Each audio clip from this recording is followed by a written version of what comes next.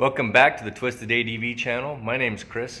Today we're going to be replacing the front lamps on the Jeep today. I've got a problem. Anytime I hit my left signal, it gives me the hyper flash and is telling me the light bulb is out, and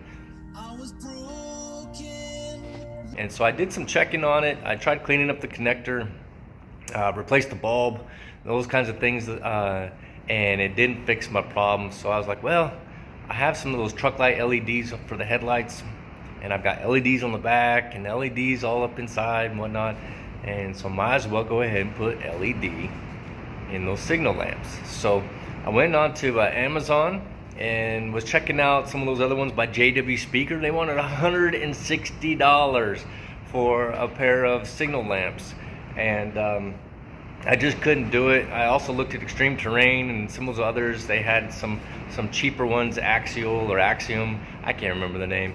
They wanted like $30, $40 for them.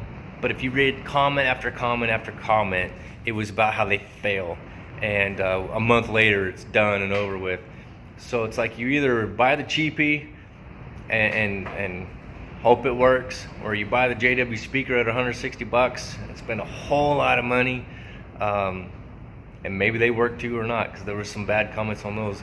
So I went ahead and kind of hit the middle of the road, went with Amazon, and I picked up some Chinese knockoff versions of the JW Speaker, and they were $45, I think, but it's a no frills package, nothing. Here, let me show you what I got. Here's the box that it came in, made in China.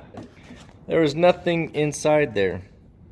It does have an adapter that you can undo on each side.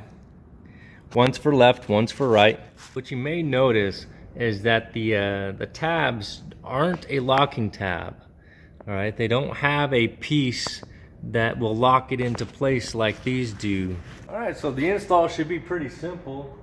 You just take the light and feed the wire through the hole and then plug it back in.